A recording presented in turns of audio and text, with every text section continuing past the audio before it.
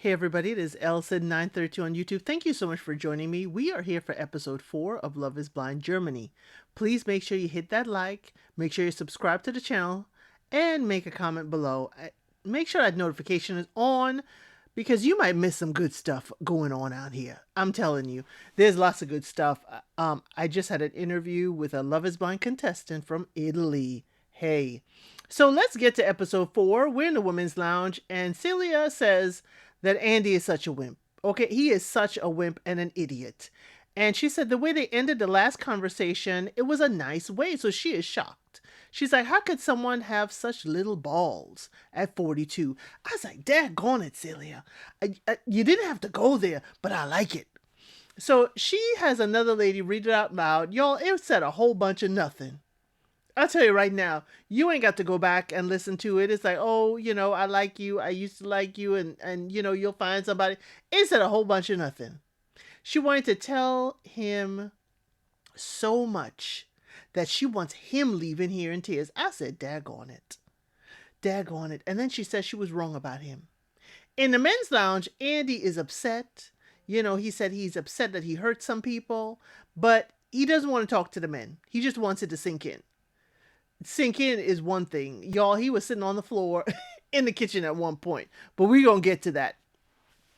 Loan and Jan, he decided to follow his feelings, and his feelings are telling him don't hold back.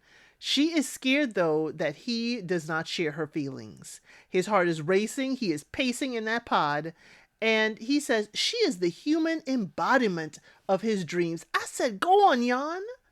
Go on, Mr. Linguistic. You got all the right words. Say it. He proposes, on one knee. And Lawan says, yes, of course. In the women's lounge, they celebrate her when she goes back. Now, in the men's lounge, Andy is confused why Celia wants to see him and wants to talk to him. He's sitting on the ground in the kitchen, y'all. He is confused. Sir, why are you confused? She wants a conversation. Why are we confused that she wants to actually speak about this rather than pass a note from another woman? The song they play is what? Dead Man Walking. I said, oh, wow. Celia's going to be coming.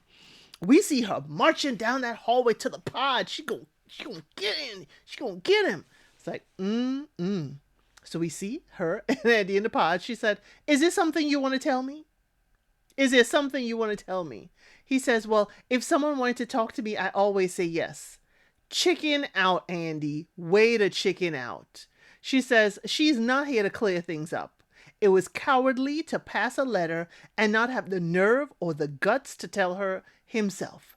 I said, yes, Celia, tell him. She says, you could have done things better than that. He said he didn't know that he was her only one, and he wanted to end things quickly so she had a chance with another person. I call nonsense. I call bull on that, Andy, but that's just me. I'm just watching an edited show. I don't know all the things that have gone on. He says he does not accept her saying that he is weak. That's a weak line, though, Andy. Even if you ain't weak, the line is weak. I'm sorry. The way you handled this is weak. I would love to know how you break up with women in the past. That'd be interesting. Do you just ghost? It sounds like you just ghost people. So she said it was a meaningless letter. It left no option for a response. And this proves to her that he is not the man for her.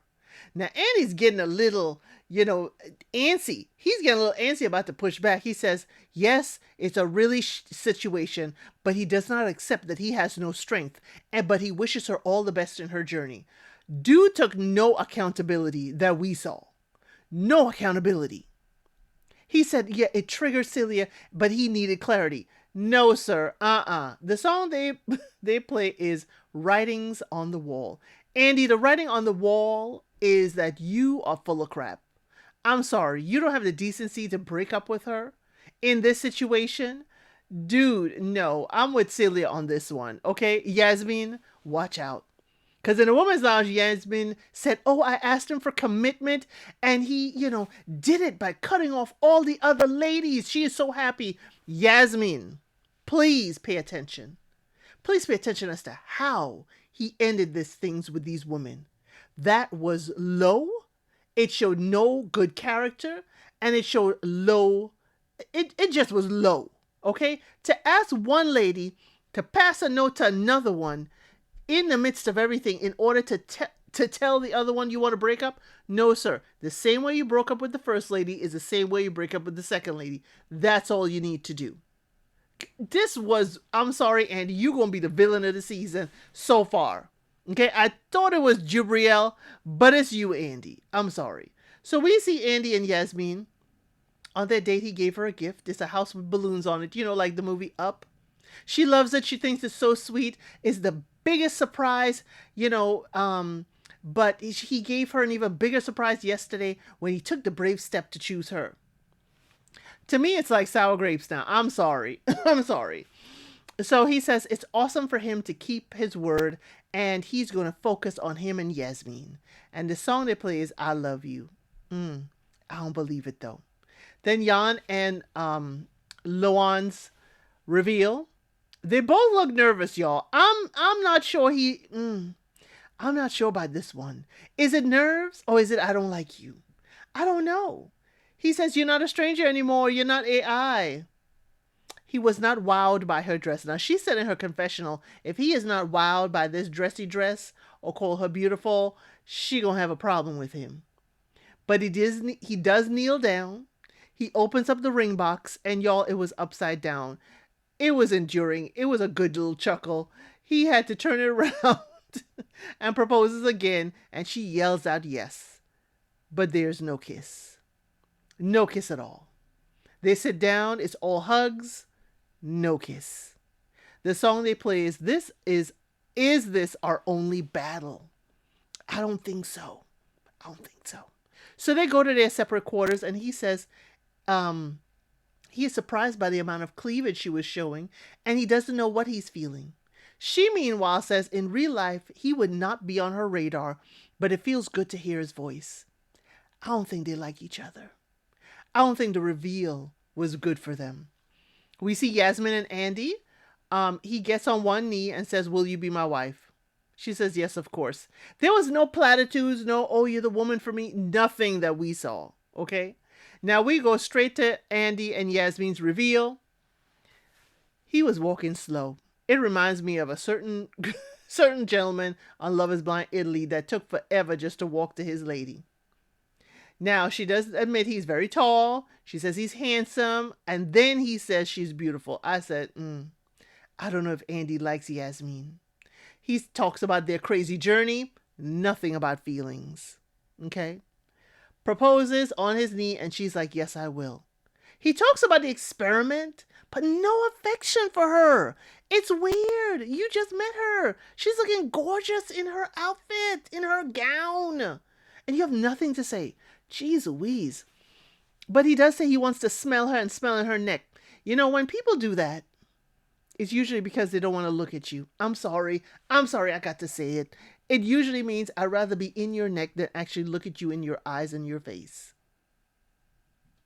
So he does kiss her, and he said he would like to do that more often. She says she's not worried about their chemistry, and she is so excited in the back when they close the door. She is jumping around giddy. And he said he loves the feelings when their lips touch. That's about all he likes, I'm betting. Andy, Mr. Pageant, I'm sorry. This is a no for me. So, y'all, we have 5 couples.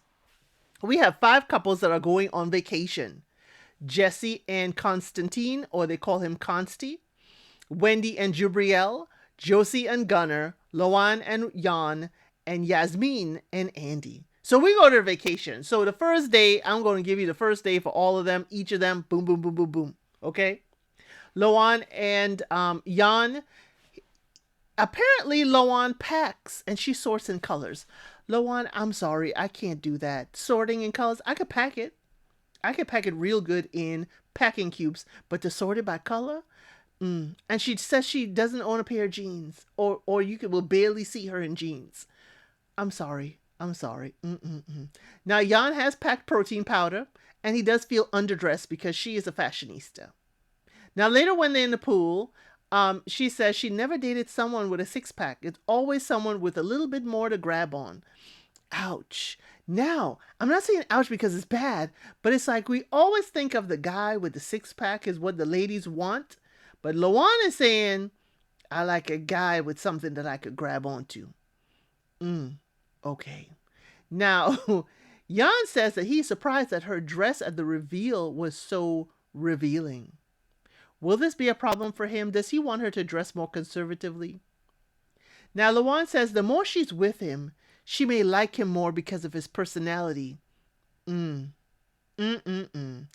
And Jan says there may be a disconnect. He doesn't know if she is, his type. He's excited to find out how he will deal with this disconnect. I don't have hopes for this. But Jan says he finds her attractive. But does that mean he's attracted? Jan and Lawan, I have no hopes for this. I have no hopes for this the way y'all are talking. Now, Yasmin and Andy, they jump on the bed when they arrived with their shoes on and were cuddling. While she told him, don't put the shoes on the bed, she had hers. He gives her a gift, socks with cats on it. Apparently she loves cats. She must have cats. And she loved it. Dinner they had was on an outside bed. That was really nice. And Yasmin fears that he will change his mind, and she has been disappointed by men in the past. In the pool later, she basically corners the man. Corners him up against the side of the pool and is taking her kisses and her necking. I was like, girl, let the man breathe. Let him decide if he wants to go there. She is feisty, okay? Yasmin is feisty. Now let's talk about Gunnar and Josie. When they arrive, Gunnar unpacks a pillow, his own pillow that he brought. He also brought a lint shaver. Now, Josie is making fun. The jokes are there. She says everything he has is weird. And there's a level of sarcasm and jokes, and I'm wondering, when will it be too much for Gunnar and too much for her? Like she's constantly digging. Or is this only what we see?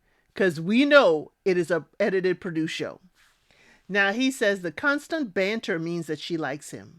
She would not be bantering with him like this if she didn't like him. No, Gunnar, I'm sorry.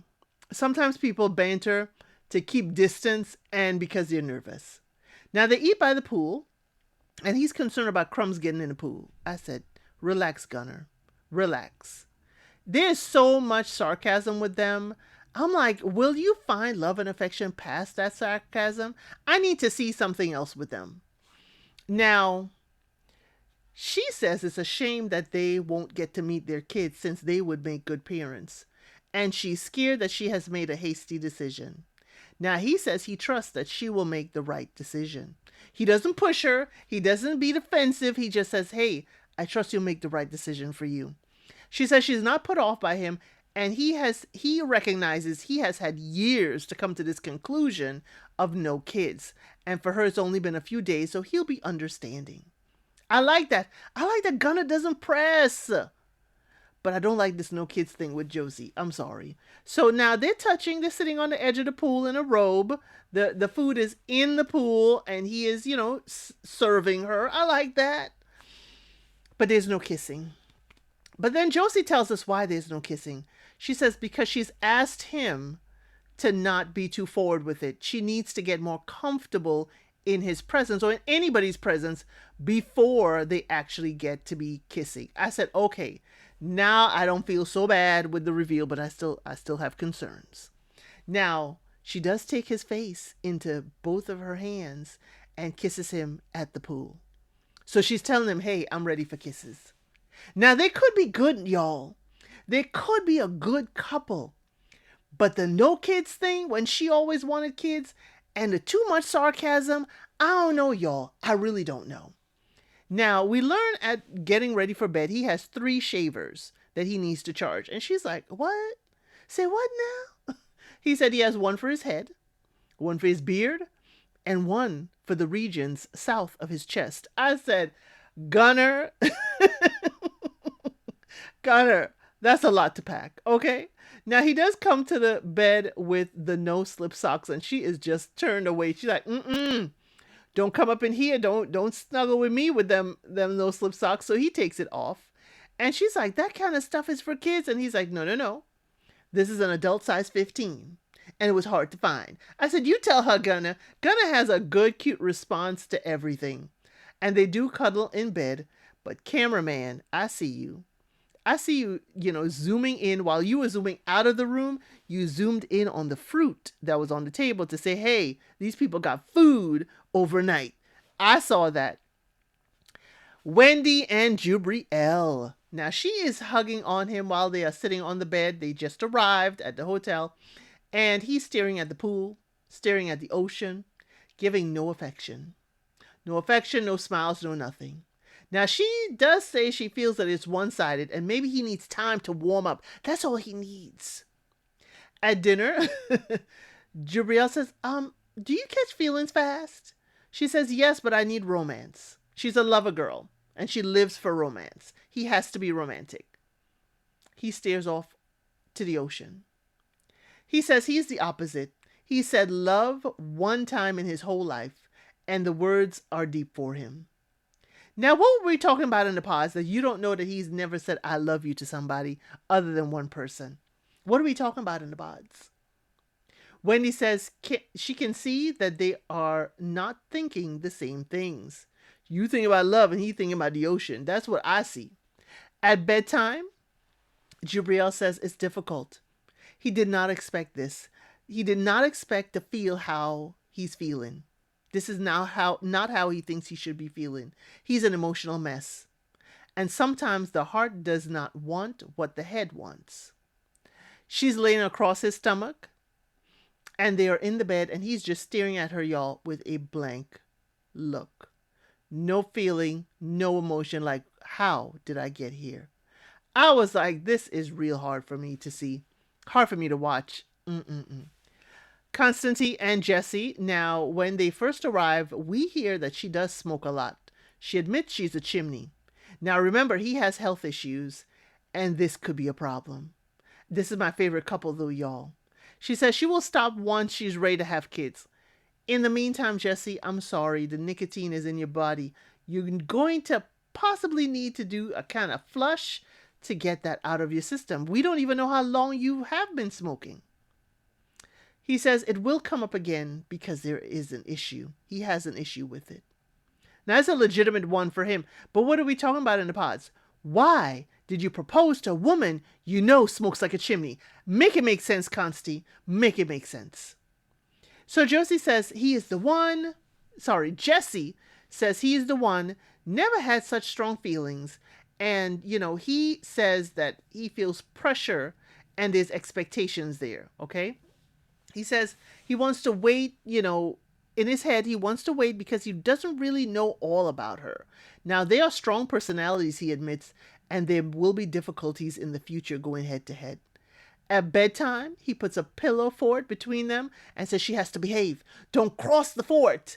But when the lights go out, he jumps over and say, come here, and gives her a kiss.